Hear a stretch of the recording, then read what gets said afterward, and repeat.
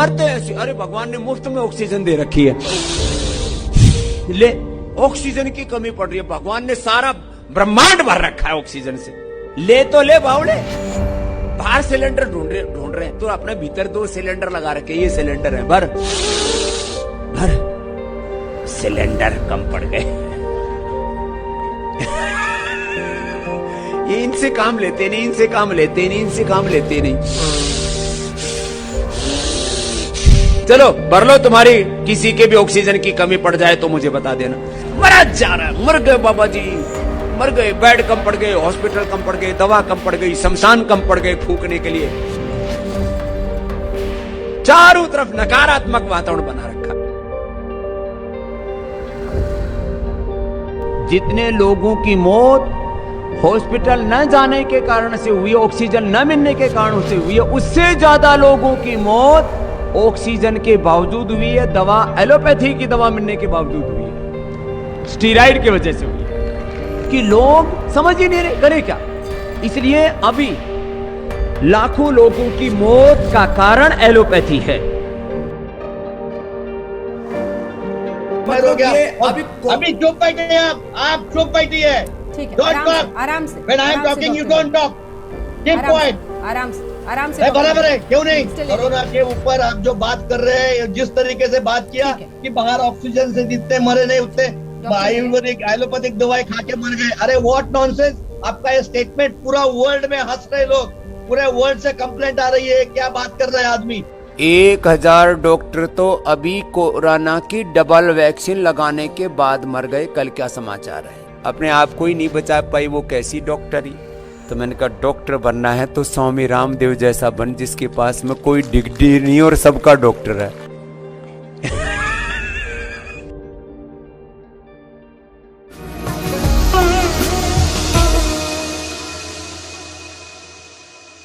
नमस्कार, the wire में आपका स्वागत है। मैं हूं आरफा खानम शेरवानी। एक बहुत पुरानी कहावत है, नीम हकीम खतराए जान, नीम मुल्ला खतराए ईमान। यानी जो आधा हकीम होता है, आधा डॉक्टर होता है, उससे जान का खतरा होता है, और जो आधा मुल्ला होता है, आधा मौलवी होता है, उससे ईमान का खतरा होता है। यहाँ पर हम एक ऐसे आधे नहीं हकीम का जिक्र कर रहे हैं जो कि न सिर्फ कि वो आधा हकीम है, बल्कि बड़ा सेठ है, कारोबारी है, और अच्छे तरीके से जानता है कि वो क्या कर रहा है, और उसके बावजूद भी हज़ारों लाखों लोगों की जान से खेलने का काम कर रहा है वो व्यक्ति, ऐसे वक्त में जबकि देश में एक हेल्थ इमरजेंसी है, बल्कि पूरी दुनिया में पैंडेमिक है, हेल्थ इमरजेंसी है, जहां हज़ारों लोग हर रोज़ अपनी जान से हाथ धो रहे हैं। इसलिए भी हाथ धो रहे हैं क्योंकि उन्हें सही सूचना नहीं पहुंच रही है और सही इलाज भी नहीं पहुंच रहा है सही वक्त पर। ऐसे वक्त में मैं जिक्र कर रही हूं बाबा रामदेव का, योगा टीचर बाबा रामदेव, जो कि एक साधु के भेस में एक बड़ा सेठ है, कारोबारी है,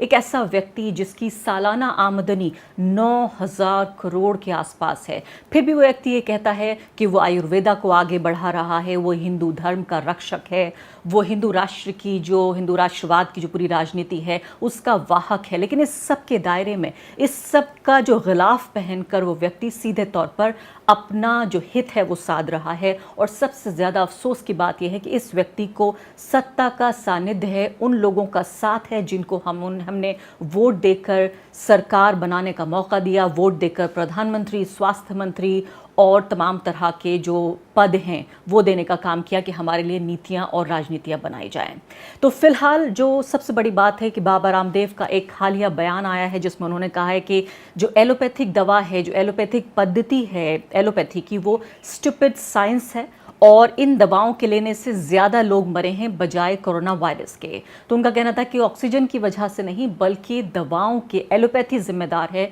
हज़ारों लोगों की जान लेने के पीछे। तो बाबा रामदेव ने ये तो कहा ही कि किस तरह से एलोपैथी जिम्मेदार है हज़ारों लोगों की जान लेने के पीछे। इसके अलावा उन्होंने कहा कि देखिए एंटीबायोटिक, स्टेरॉइड्स, इसके अलावा फेबी फ्लू, अलग अलग तरह की जो है वो पद्धतियाँ सामने लाते हैं और फिर उसके बाद कह देते हैं कि ये भी इलाज नहीं है, ये भी इलाज नहीं है, ये भी इलाज नहीं है। और किस तरह से वो लोग जो कि खुद डॉक्टर्स हैं वो सैकड़ों की तादाद में मरे हैं और इससे साबित होता है कि वो खुद अपनी रक्षा भी नहीं कर सकते और किस तरह से लोगों का इलाज करेंगे। इस बयान के बाद जाहिर है कि जो एलोपैथी प्रैक्टिस करने वाले डॉक्टर्स हैं उन्हें काफ़ी नागवार गुजरा और जो इंडियन मेडिकल एसोसिएशन है उन्होंने ये कहा कि उनके खिलाफ केस चलाया जाए और ये भी कहा कि जो एपिडेमिक डिजीज़ एक्ट है उसके तहत बाबा रामदेव को स्वास्थ्य मंत्रालय को सज़ा देनी चाहिए, कानून के दायरे में लाना चाहिए। उन्होंने कहा कि यूनियन मिनिस्टर जो हैं वो खुद एक मॉडर्न मेडिसिन प्रैक्टिस करने वाले व्यक्ति हैं, एलोपैथी से पोस्ट ग्रेजुएट हैं वो, तो या तो वो ये एक्सेप्ट करें ये चुनौती जो कहा है रामदेव ने कि मॉडर्न मेडिसिन या एलोपैथी जो है उसकी वजह से लोगों की जान जा रही है, कोरोना वायरस की वजह से इतने लोगों की जान नहीं जा रही है, या फिर जो है वो मॉडर्न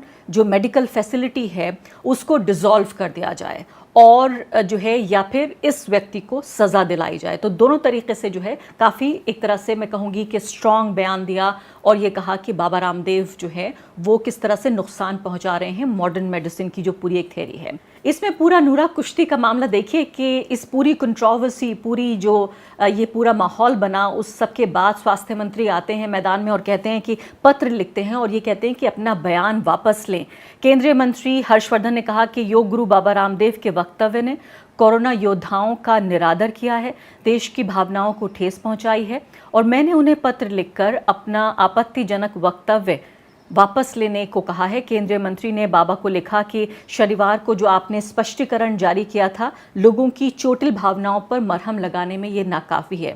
और कोरोना महामारी के संकट भरे दौर में जब एलोपैथी और उससे जुड़े जो डॉक्टर्स हैं उन्होंने करोड़ों लोगों को नया जीवन दान दिया है, तब आपका ये कहना बेहद दुर्भाग्यपूर्ण है कि लाखों जो कोरोना मरीज़ हैं उनकी एलोपैथी की दवा खाने से मौत हुई है। पूरे तरीके से ये नूरा कुश्ती का मामला है और नूरा कुश्ती यानी कि एक ऐसी फ्रेंडली जिसे फायर कहा जाता है, या हम ये कहें कि एक ऐसी कुश्ती जिसमें कि दोनों जो पहलवान हैं उन्हें पता होता है कि किस तरह से खेलना है, कितना खेलना है, कितनी कुश्ती लड़नी है और कौन जीतेगा और कौन हारेगा। तो पूरे तरीके से ये जो आपस में एक तरह से एक जो अंडरस्टैंडिंग है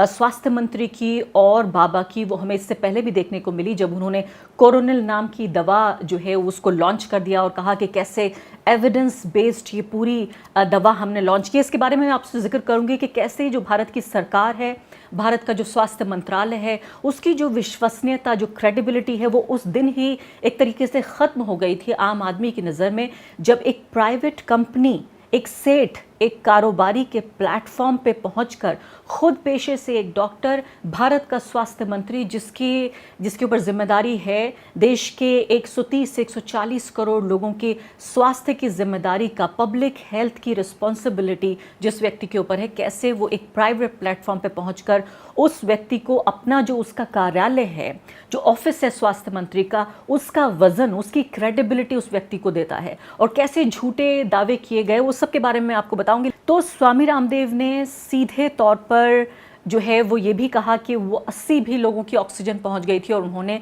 फिर भी लोगों को ठीक करने का काम किया। पूरे तरीके से बेबुनियाद ये क्लेम कर रहे हैं वो। और इसके अलावा जो कोरोना के मरीज़ हैं, जो हज़ारों की तादाद में रोज़ मर रहे हैं लोग, कभी मैंने कहा सूचना के अभाव में, कभी गलत सूचना पहुंचने से, कभी इलाज ना मिलने से, अस्पताल ना मिलने से, डॉक्टर की उपलब्धि ना होने से, उन तमाम लोगों का मजाक उड़ाया इस व्यक्ति ने। तो पहले उन लोगों का मजाक उड़ाया, फिर हमारे डॉक्टर्स का मजाक उड़ाया, फिर जो मॉडर्न मेडिसिन है, जो आधुनिक जो चिकित्सा है उसका मजाक उड़ाया, जो कि ये मैंने कहा कि हज़ारों लोग मर रहे हैं लेकिन लाखों लोगों की ज़िंदगियां बच भी रही हैं उस एलोपैथी से, न सिर्फ कि भारत में बल्कि पूरी दुनिया में। तो उसका मजाक उड़ाया और सीधे तौर पर लाखों लोगों की ज़िंदगी को एक तरह से इस मिस इन्फॉर्मेशन, सूचना का जो अभाव या जो गलत सूचना पहुंचने से जो लाखों लोगों की ज़िंदगी खतरे में पड़ेगी, उसके लिए भी ये व्यक्ति कहीं ना कहीं सीधे या मैं कहूँगी परोक्ष या प्रत्यक्ष या परोक्ष रूप से सीधे तौर पर जिम्मेदार है। तो मजाक उड़ाने से लेकर, हमारे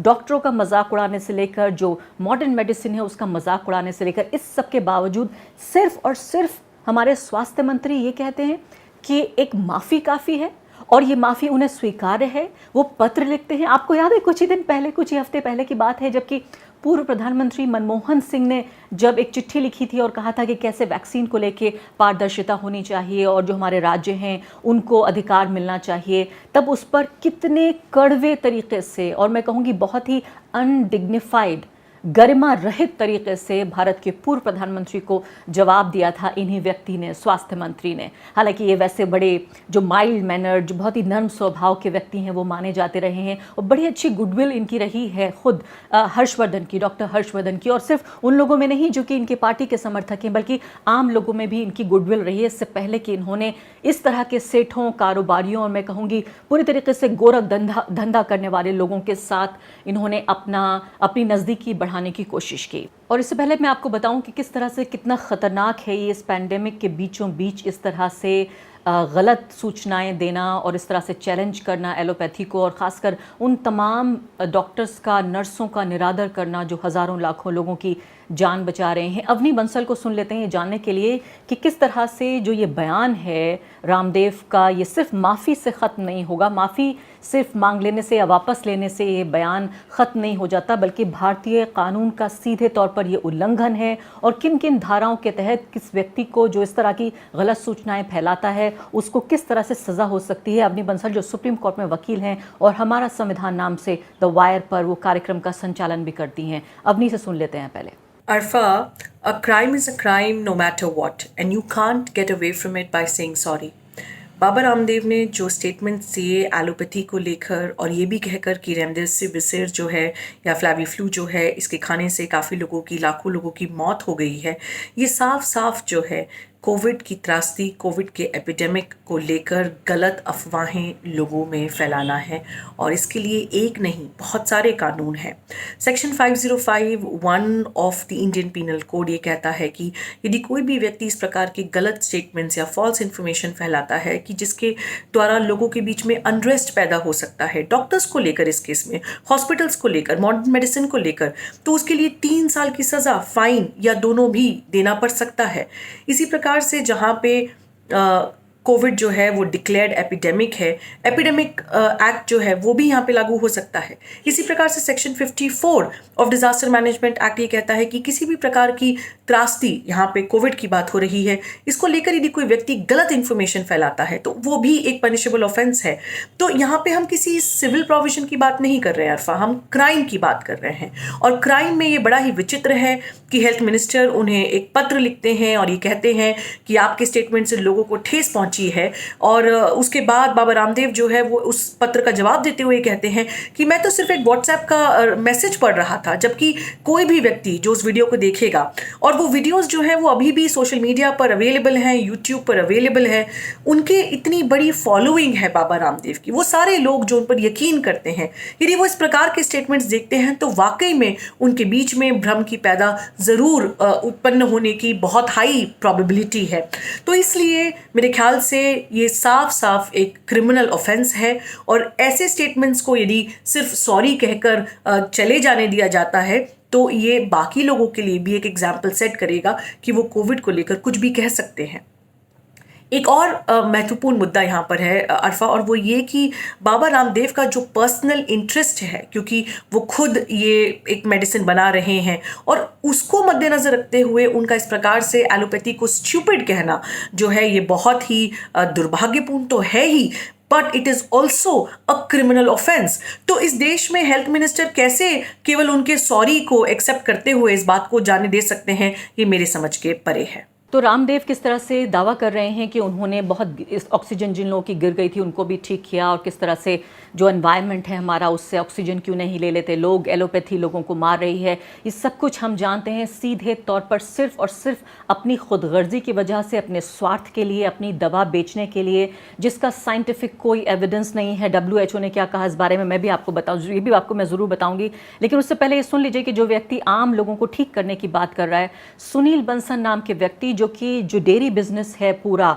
सेठ रामदेव का, पतंजलि का, उसके जो हैं वो हेड हैं, CEO रहे हैं, उनका देहांत हो गया कोरोना वायरस से अभी 1 दिन पहले, और 2018 में इन्होंने चार्ज संभाला था। तो ये तो खबर अब की आई, और इससे पहले 83 लोग जो हरिद्वार में पतंजलि कॉम्प्लेक्स है, वहाँ पर 83 लोग पॉजिटिव पाए गए कोरोना वायरस से। और उसके बाद पतंजलि ने आधिकारिक रूप से ये कहा कि उस सब के लिए वो इनकार करते हैं और कोई भी जो है उनके यहाँ पॉजिटिव नहीं पाया गया। तो एक तरफ इनके स्टाफर्स जो हैं उसमें 83 लोग पाए गए। दूसरी बात मैंने आपको बताया कि कैसे इनकी एक जो कंपनी है उसके CEO, जो डेयरी का जो इनका पूरा बिजनेस है, जो धंधा है, उसके CEO की मौत हो गई कोरोना वायरस से। यानी अपने ही लोगों को नहीं बचा पाए, अपने ही कॉम्प्लेक्स में जो है वो कोरोना वायरस से जो है लोग पीड़ित पाए जा रहे हैं। और कई लोगों ने इस पर भी आवाज़ उठाई है कि कैसे जो रामदेव हैं ये पूरा अपना कारोबार, जो इनकी वर्कशॉप्स होती हैं योगा की, ये कैसे कर पा रहे हैं इस सब के दौरान कि